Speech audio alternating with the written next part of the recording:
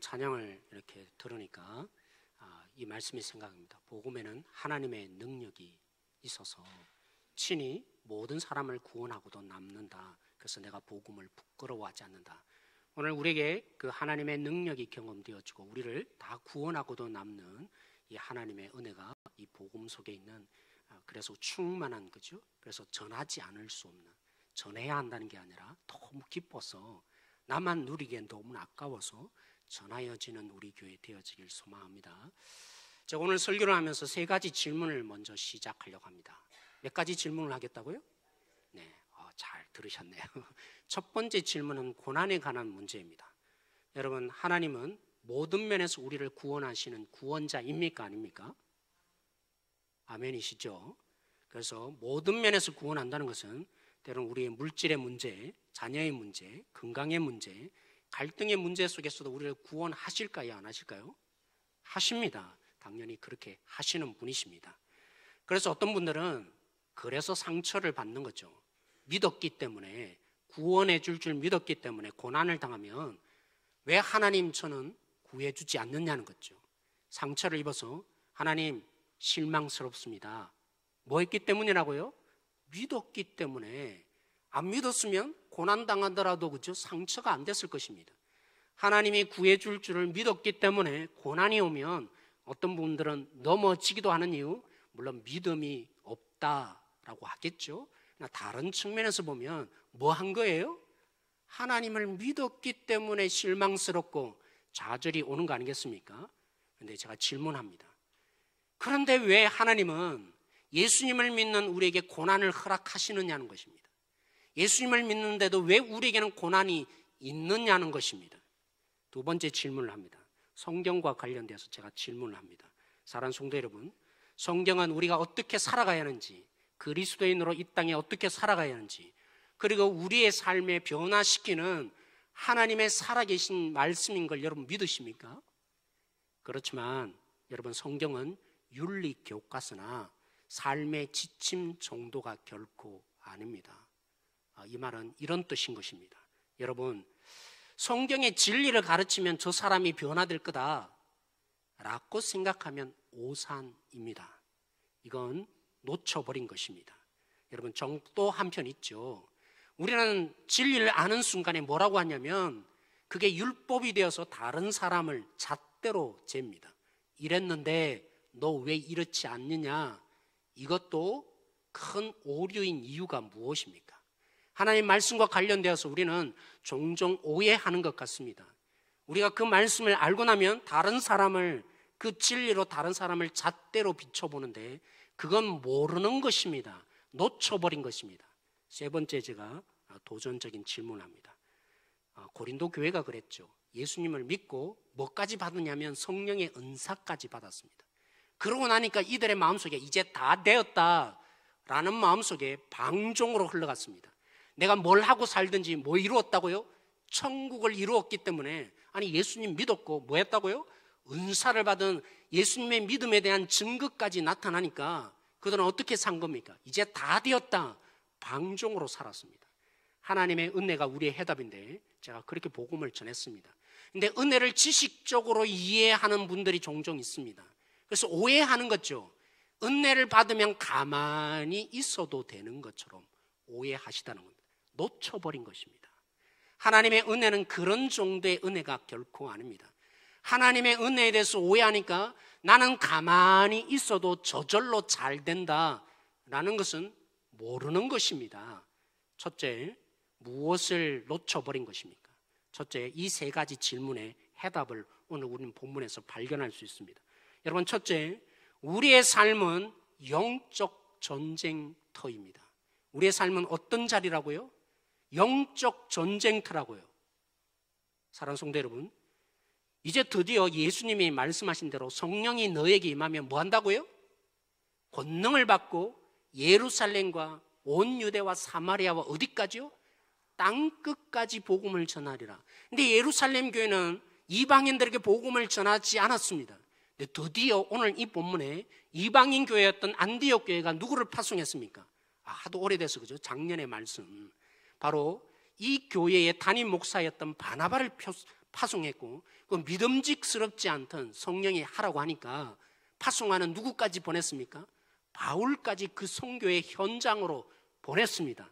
그래서 그들이 처음으로 도착한 곳이 어디입니까? 구브로라는 섬입니다. 여러분, 이 본문에 오해하지 마십시오. 오늘 이 본문에 보면 살람미나 바보라는 곳으로 갔다라고 했는데, 이 바보 전체가 섬임입니다. 그 지역 중에 한 곳이 어디입니까? 살람미에 갔고, 또 다른 지역이 어디입니까? 바보. 다시 말하면 바보라는 섬 지역 중에 한 지역이 뭐라고요? 살람미였고 바보라는 지역이었습니다. 그래서 바울과 바나바가 지금 선교의 현장 첫 번째로 간 지역이 어디라고요? 어디입니까? 구브로, 그렇죠? 구브라라는 이 섬에 간 것입니다. 그들은 지금 가장 중요한 두 사람에게 복음을 전합니다. 물론 성도들로 삼기 위해서 모든 사람에게 복음을 전하지만, 오늘 이 말씀에 가장 핵심되는 두 인물이 나타납니다. 바로 로마의 하순이었던 1인자, 이 섬을 지배하고 다스리는 총독, 이름이 뭡니까? 참 아이러니합니다.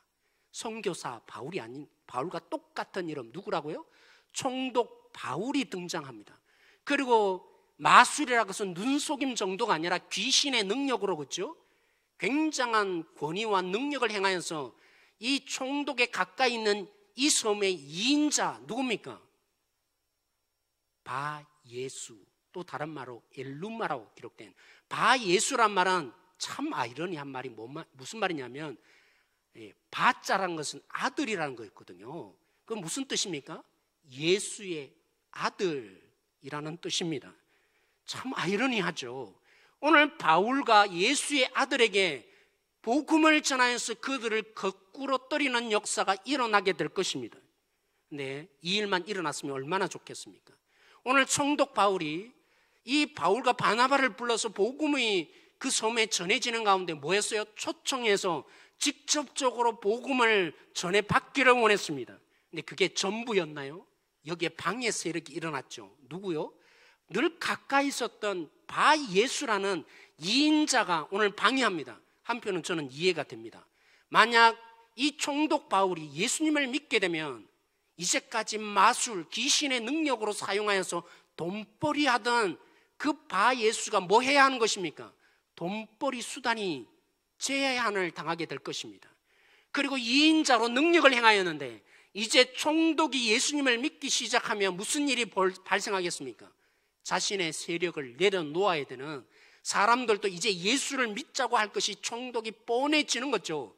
그래서 한편으로는 자신의 이 물질적인 욕심과 자신의 자리로 인해서 방해를 한 것처럼 보여집니다.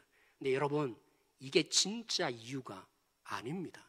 탐심과 그의 자리에 연연했기 때문에, 그 두려움 때문에 내 자리를 잃을 것 같고 이제는 뭐 먹고 사나, 이런 걱정 때문에 결국 이 바예수가, 엘루마가 말씀을 못 듣도록 공격하고 바울과 바나바를 이렇게 대적했던 것일까요?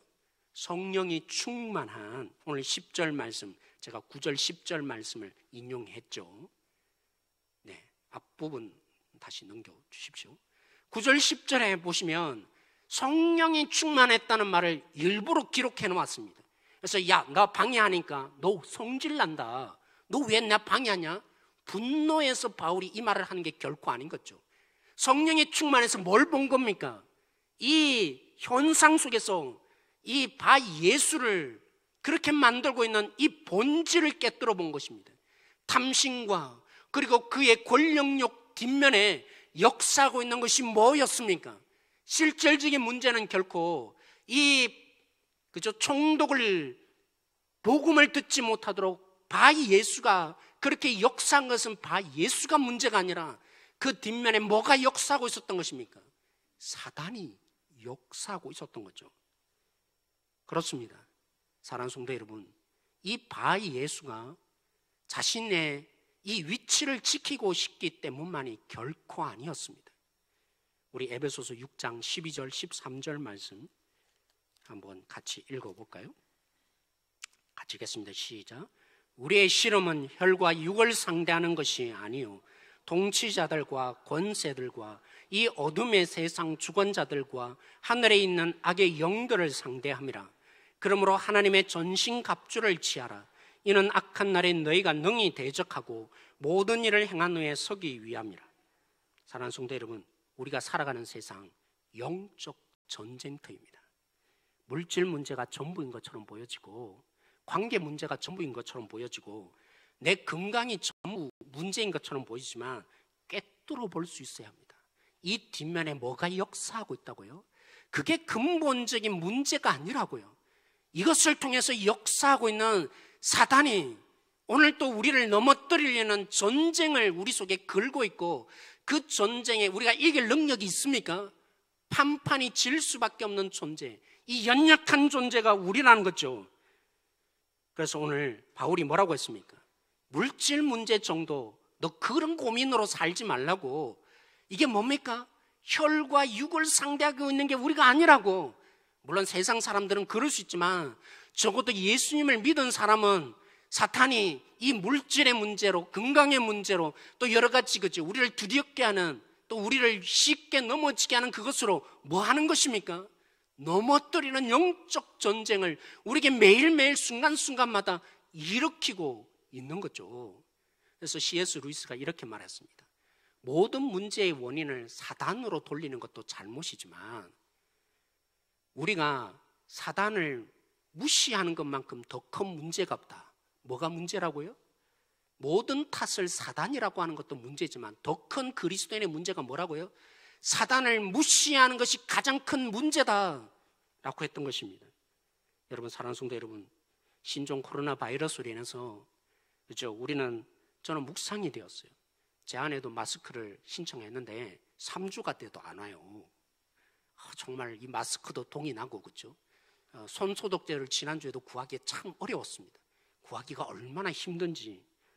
또 저도 평소에 그죠, 손을 이렇게 화장실 가서 씻으면 한 5초 씻나요?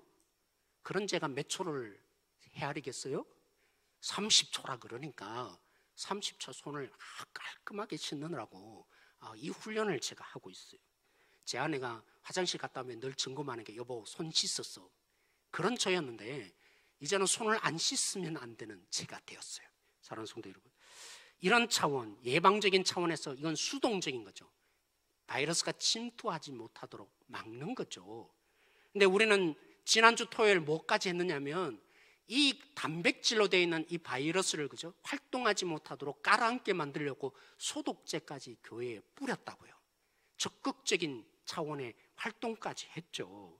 그러면서 저는 묵상이 되었어요.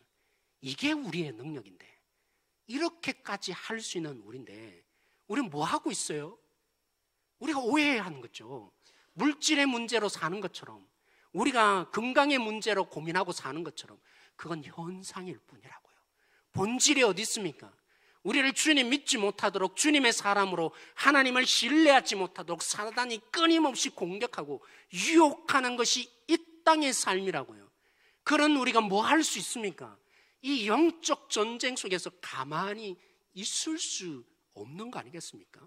영적 전쟁임을 성경이 말한 대로 믿는다면 우리는 더한 일도 할 수 있는 존재 아니겠어요? 손발을 씻는 것도 할 수 있는데, 저 습관상 손발을 잘 안 씻는, 그러니까 저를 또 이렇게 너무 목사님은 손발도 잘 안 씻는데 그 인상만 남지 마시고, 우리가 이럴 수 있는 존재인데 영적 전쟁이 일어나는 이 땅에서 평안히 잘 될 거다, 오늘도 잘 될 거야, 얼마나 이럴 수 없는 거 아니겠습니까? 우리는 영적 전쟁을 치르는데 깨어 있을 수 있어요, 없어요? 있을 수 있는 존재 아닙니까? 오늘 에베소 6장에 바울이 뒷부분에 표현합니다. 이 영적 전쟁을 치르고 있으니까, 혈과 육의 싸움을 너희가 치른 거 아니니까 이 영적 전쟁에 뭐 하라고요? 완전 무장을 하라고. 머리부터 발끝까지, 발로 말하면 평안의 복음으로 신을 신고, 허리에는 뭐 하라고요? 진리의 허리띠를 띠고, 가장 머리 위에는요 구원의 두고 말씀으로 무장하라고. 이건 제가 아까 말한 대로 그죠? 마스크 쓰고 뭐 하는 겁니까? 손발 씻고 수동적으로 예방하는 차원이죠. 그런데 마지막에 2절에 걸쳐서 바울이 강조를 했습니다. 우리는 공격력 무기까지 있다. 적극적인 무기를, 그죠? 우리 교회가 한 것처럼 뭐 합니까? 그 무기가 뭡니까? 기도다. 하나님께 간구하는 것이다. 그렇습니다. 여러분, 이 사탄의 공격 속에서 우리가 사용할 수 있는, 적극적으로 활용할 수 있는 무기가 무엇입니까? 기도는 뭐냐면요, 이와 같은 거예요. 소총을 들고 싸우고 있는데 상대방은 탱크로 밀고 나오고 있어요. 그럴 때 무전을 치는 거죠. 하나님, 지금 안 되겠어요. 도와주셔야겠습니다. 그래서 비행기가 뜨는 거죠. 폭탄을 투하해서 사단을 초전박살내게 만드는 능력이 뭡니까? 기도라고 말하고 있는 거죠. 사랑하는 성도 여러분, 영적 전쟁에 가만히 있을 수 없습니다. 오늘 이 코로나 바이러스의, 이 신종 코로나 바이러스를 보면서 우리가 다 묵상하고 있잖아요. 두려워서 우리 예방하고 있잖아요. 그런 우리에게 하나님이 묵상시켜 주고 있는 거예요. 뭐 하라고요? 너희들이 깨어서 무장을 해야 되는데 내가 주고 있지 않았냐? 영적 무기, 사단을 공격할 수 있는 영적 무기를 너에게 줬는데 기도하자고 하나님 오늘 말씀하시는 것입니다. 여러분, 예수님이 이 땅에 오실 때 그냥 오시지 않았습니다. 인간의 몸으로 오셨지만 인자라고 예수님 스스로 말한 것처럼, 다니엘서 7장에 말한 것처럼 뭘 받고 오셨어요? 나라와 권세와 영광을 가지고, 하나님의 권세를 가지고 이 땅에 오신 분이 예수님이셨습니다. 여러분, 두 번째, 예수님이 세례를 받을 때 하늘이 열리고 뭐가 임하였다고요? 성령의 비둘기같이 임하였다. 그것으로 예수님의 사역이 시작되었습니다. 예수님이 가르칠 때나 병자를 고칠 때, 사역할 때 누구의 능력으로 한 것입니까? 성령의 능력으로 한 거죠. 여러분, 이 예수님을 우리가 믿고 있어요. 그 예수님이 보이지 않으면 제자들이 찾아갈 수 있는 곳이 있습니다. 왜냐하면 예수님은 습관적으로 어디 가셨더라고요? 새벽마다 기도의 자리에 계셨거든요. 예수님이 하나님의 권세와 영광과 능력을 가지고 계셨는데, 그것도 성령의 이 능력으로 사역을 하신 분이 그 예수님인데, 그 예수님이 뭐 하였더라고요? 기도하셨다고요. 사랑하는 성도 여러분, 이 예수님이 내 안에 있는데, 그죠? 우리는 기도할 수 있을 것입니다. 기도하는 것이 마땅할 것입니다. 예수님의 그 모습을 닮아가는 자가 우리인데, 예수님도 그렇게 하신 일이 어려울 수가 없는 거죠. 내 안에 예수님이 있는데, 예수님의 모습이 내 안에 있는데 하나님을 찾지 않고 하나님과 관계하지 않고 내가 능력으로 이길 수 있을까요? 이 영적 전투에서 이길 수 없는 우리들인 것입니다. 제가 여러분, 그렇다고 해서 걱정하고 염려하지 마십시오. 두 번째, 우리가 기억하고 놓치지 말아야 할 것이 있다면, 이런 사탄이 역사는 이 땅이지만 누가 계십니까? 하나님이 계십니다. 주님의 손이 더 강하게 역사하는 땅이 이 땅인 것입니다. 둘째, 그래서 제가 뭐라고 합니까? 사탄보다 더 강력한 하나님이 역사하시는 이 전쟁터인 것입니다. 여러분, 11절에 보시면 바울이 주의 손이 너에게 있으니까 복음을 방해하던 그가 꼼짝도 못하고 그는 어디로 가야 될지도 모르는 눈먼 자, 그런 바 예수가 되었습니다. 이걸 본 바울이, 총독 바울이 뭐 했더라고요? 예수님을 믿게 되었고 뭐 했더라고요? 주의 말씀을 놀라워했다, 깜짝 놀랐다, 이런 정도의 원더풀, 이런 사실이 일어났습니다. 뭐 하니까요? 주의 손이 머무니까 그 역사가 일어난 거죠. 그렇습니다. 우리도 마찬가지입니다. 이 말씀을 오늘 들려주고 싶은 하나님의 마음이 뭐겠습니까? 그렇죠. 말씀대로 살아갈 수 없는 것 같은 세상, 그렇게 우리를 유혹하고 핍박하는 세상의 능력이 얼마나 강력합니까? 근데 하나님은 보라는 것입니다. 내 손에 임하면 어떻게 될지를 보라는 것입니다. 말씀을 못 지키게 산다고 생각하는 너희들아 좀 보라는 것입니다. 이 사탄의 힘과 능력보다 더 큰 주의 손이 이 땅 가운데 있다, 똑똑히 보라는 거죠. 우리 로마서 6장 8절에서 9절 말씀 읽기를 원하는데, 예수님의 십자가를, 이것을 증명하고 있습니다. 우리 같이 한번 읽어볼까요? 시작. 만일 우리가 그리스도와 함께 죽었으면 또한 그와 함께 살 줄을 믿노니, 이는 그리스도께서 죽은 자 가운데서 살아나셨음에 다시 죽지 아니하시고 사망이 다시 그를 주장하지 못할 줄을 알미로다. 굉장히 어려운 말씀입니다. 또 믿기도 어렵고, 그죠? 우리 현실 속에 예수님과 함께 내 죽었다, 정말 이건 마음으로 믿기가 얼마나 어려운지 모릅니다. 이 말씀을 우리의 삶에 어떤 의미인지를 그죠? 잘 적용한 한 예화가 아닌 실제 사건이 있습니다. 미국에 있는 10장로교를 다녔던 한 성도, 그 성도의 이름은 반하수라는 성도였습니다. 어린 딸이 있었는데 딸이 어릴 때 아내를 잃어버렸습니다. 죽은 거죠. 이 어린 딸에게 이 슬픔을, 이 의미가 뭔지를 설명해야 돼. 잘 설명하고 싶었습니다. 그래서 하나님께 기도하면서 묵상하면서 어떻게 엄마의 죽음을 얘기해 줄 수 있을까 고민하는 가운데 한 사건을 겪었습니다. 어느 날 차가 그죠 몰고 가고 있는데 딸이 뒤에 타고 있었죠. 대형 트럭이 옆으로 지나갑니다. 신호등 앞에서 멈춰섰는데, 그래서 이걸 보면서 깨달아졌어요. 야, 이거면 되겠다. 그 트럭이 그림자가 자신의 차를 덮은 거였습니다. 그래서 딸에게 물었습니다. 딸아, 내가 이렇게 지나가는 트럭과 충돌을 했는데 트럭과 부딪히는 것이 좋으냐, 아니면 트럭의 그림자 부딪히는 게 좋으냐? 여러분, 어느 게 좋습니까? 당연하죠. 아빠 말이라고 합니까? 트럭의 그림자만 부딪히는 게 좋죠. 당연히 그림자를 부딪혀도 안 죽으니까요 라고 대답을 했습니다. 그래, 딸아, 기억해라. 오늘 이 사건을 기억해라. 엄마의 죽음이 이와 같은 거야. 트럭의 그림자처럼 죽음이 엄마를 덮쳤지만 엄마는 죽은 게 아니라 살아있단다. 영생의 하나님과 함께 하고 있으니까 죽은 게 아니라 그림자가 덮여서 죽은 것처럼 보일 뿐인 거야. 그러나 내가 꼭 한 가지 알아야 할 사실이 있다.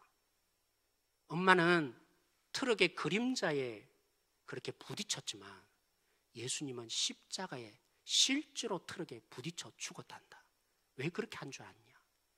우리에게 실제의 이 죽음이 우리에게 엄습하지 못하도록 예수님이 그렇게 십자가에 트럭에 받쳐 죽음으로 우리는 이제 더 이상 트럭에 받치지 않는, 죽음이 우리를 지배할 수 없는 그런 자로 우리를 살게 하신 거다.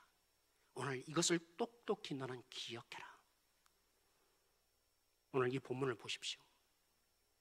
예수님의 십자가의 사건으로, 이 은혜로 어떤 일이 발생했습니까? 여러분, 구브로라는 이 도시는, 이 섬은 흔히 말하는, 별명으로 말하면 장려촌입니다. 왜 장려촌이냐면요, 그만큼 성적으로 문란한 도시였습니다. 로마의 신화에 나오는 비너스는 어떤 신입니까? 미의 여신이죠, 그죠?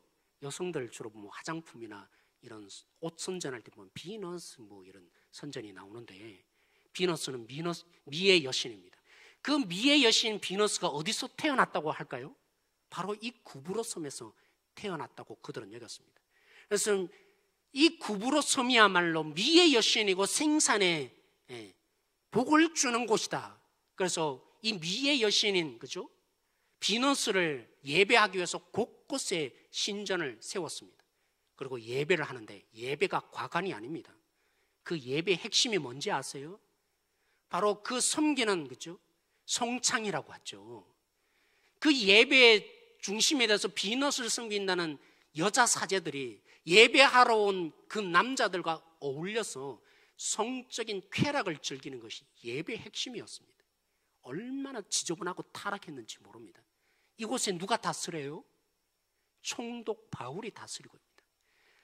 바울이 뭘 깨달았겠습니까? 이토록 절망적인 세상, 여러분 혹시 타락해 보신 분 있습니까?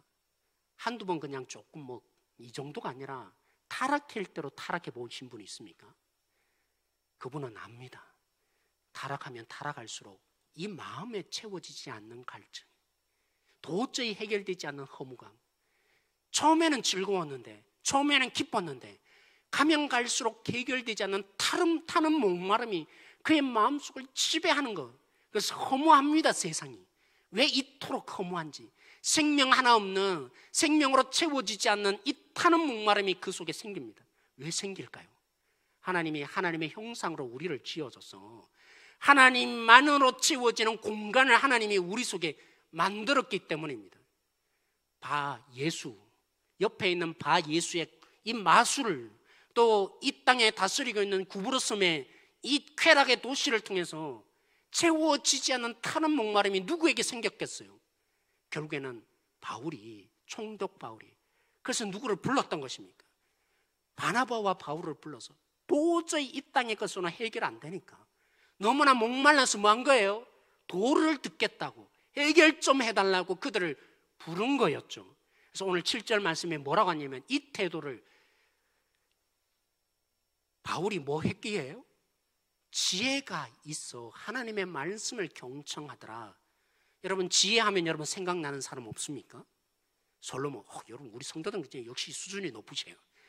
솔로몬 거죠. 왜 솔로몬 생각납니까? 솔로몬이 성전을 짓고 그리고 하나님께 1,000번제를 드렸는데 하나님이 기뻐하셔서 뭐 하셨더라고요? 오셔서 야, 나 뭐 들어줄까 하는데 솔로몬이 다른 거 필요 없습니다. 구한 게 뭐죠? 지혜였습니다. 그때 그 지혜는, 나는 잘 못 다스리는데, 뭐가 옳은지 판단하지 못하는데 지혜를 달라고 했던 그 지혜의 명사의 동사를 원래 보면 듣는다에서 나온 겁니다. 뭐에서 나온 거라고요? 듣는 거라고요. 그렇군요. 참된 지혜는 뭡니까? 하나님의 말씀이 들려지고 하나님의 뜻이 깨달아져서 저거 가짜구나, 이게 진짜구나 깨닫는 게 지혜라고요. 그래서 잘 다스리게 해달라고, 그죠? 이 솔로몬이 구했는데 오늘 똑같죠. 이 총독 바울이 지혜로워서 하나님의 말씀을 듣고 싶어서 이 자리 가운데 결국 변화된 역사가 일어났는데, 여러분, 목마르다고 다 찾습니까? 대부분 사람들은 그렇지 않아요. 이거 찾아봐서 목마름을 해결될 줄 알았는데, 대학에 저 친구 내 자녀 들어가면 잘 될 줄 알았는데 이 산이 아닌가 봐요. 또 다른 거 추구하는 게 우리 일반적인 사람들 아닙니까? 이거 아닌가 봐서 결국엔 또 찾는 게 하나님이 아니라 하나님만이 해결해 줄 수 있는 그 자리를 또 다른 것을 찾는 게 우리잖아요. 또 돌고 돌고 돌아서 마지막에 죽을 때 되어서 그나마 주님, 이제 주님밖에 없네요. 그러면 다행인 거죠. 근데 오늘 총독 바울이 지혜롭다 그러는데 어떻게 말씀을 들을 수 있었을까요? 은혜인 거죠. 하나님이 그 은혜를 주신 거죠. 그러면 또 다시 생각해 보면 타는 목마름이 우리 속에 있다는 말이 뭡니까? 하나님의 은혜가 있는 것입니다. 다 잘 되고 다 잘 살면 예수님 찾겠어요? 붙들겠어요? 내가 다 할 수 있는데, 모든 생명의 근원이 나한테 있는데 뭐 하려고 예수님 찾습니까? 우리에게 목마름이 있다는 것은 뭘 의미합니까? 주님이 은혜를 주시고 있는 거예요. 주님의 은혜를 베풀고 있는 거예요. 너 다른 것으로 해결할 수 없다. 너의 타는 목마름 내가 해결해 주리라. 주님의 은혜의 역사가 있는 거죠. 제가 처음 질문한 것처럼, 여러분, 예수님을 믿는데도 왜 고난이 있습니까? 다 잘 돼야죠. 왜 고난이 있는 것입니까? 이 고난의 문제를, 그죠, 오해하지 말라고, 단순화시키지 말라고 빌립보서 1장 28절 말씀 제가 몇 번 언급을 했습니다. 우리 함께 한번 읽어볼까요? 같이 읽겠습니다. 시작. 무슨 일에든지 대적하는 자들 때문에 두려워하지 아니하는 이 일을 듣고자 함이라. 이것이 그들에게는 멸망의 증거요 너희에게는 구원의 증거니 이는 하나님께로부터 난 것이라. 초대교회 빌립보 성도들도 그죠, 예수님 믿는 것 때문에 바울도 지금 감옥에 있는데 잘 해석하라는 것입니다. 그들이 왜 고난당하느냐, 그들이 왜 핍박을 당하느냐, 그죠? 사단은 자기의 자식이면 어려움 안 줍니다. 영적 전쟁터라고 했잖아요. 이 영적 전쟁터에 내버려 둡니다. 그냥 내버려둬도 사단 짓을 하고 살 거니까. 근데 그리스도인들은 원래는 사단의 자식이었잖아요. 그런 사단의 자식 노릇하던 사람들이 복음을 듣고 예수님을 믿어서 이제 누구를 향해서 삽니까? 하나님을 위해서 살고 사단을 대적하고 사니까 가만히 있을 수 없는 거죠. 자기의 자식으로 살도록 뭐합니까? 유혹해야죠. 그렇게 하고 못 산다, 말씀대로 못 사는 거예요. 이게 더 좋은 거예요. 당신 손해보면 안 됩니다. 누가 활동하고 있어요? 사단이 이 유혹과 어려움으로 고난을 주는 거죠. 그래서 생각해 봐야 합니다. 예수님 믿었는데도 어려움이 없다면, 그냥 잘 되고 있다면 사실은 한 번쯤 고민해야 합니다. 왜요? 빌립보 말씀처럼 뭐 하고 있는 거예요? 진짜 하나님의 자녀인지 아닌지를 점검해 보아야 한다는 것입니다. 왜요? 사단은 하나님의 자녀 내버려 두지 않거든요. 그래서 고난은 뭘 뜻합니까? 그리스도인들에게 고난은 뭘 뜻합니까? 주님 믿는 것 때문에 손해본다는 것이 뭘 뜻합니까? 주님 믿는 것 때문에 어려움을 겪는다는 것이 뭘 뜻합니까? 하나님의 자녀된 증거라고. 사단이 내버려 두지 않고 자기 자식이 아니기 때문에 괴롭히는 그 사단의 역사가 있는 것이 그리스도인들의 고난이기 때문에, 다른 고난 말고요. 예수님 믿는데도 절망스럽고 예수님 믿는데도 어려움 겪습니까? 왜 하나님은 이렇게 사랑하지? 아니요. 진짜 사랑하기 때문에, 자녀 삼으셨기 때문에 사단이 가만 내버려 두고 있지 않는 거죠. 그래서 뭐라고 합니까? 너희에게는 구원의 증거이니 이는 뭐로부터 났다고요? 하나님께로부터 난 것이니라. 은혜인 거죠. 고난이 있습니까? 주님 믿어서 손해보고 있습니까? 은혜인 거죠. 하나님이 이 사단보다 더 큰 능력의 손길로 이 고난을 통해서 하나님의 자녀됨을 이 땅 가운데 증명하고 있는 하나님의 은혜의 능력의 손길이 역사하고 있음을 깨닫는 한 분 한 분들이 되어지길 소망합니다. 오늘 말씀을 우리 함께 기도하십시다. 물질의 문제, 관계의 문제, 자녀의 문제, 건강 문제로만 보라고요?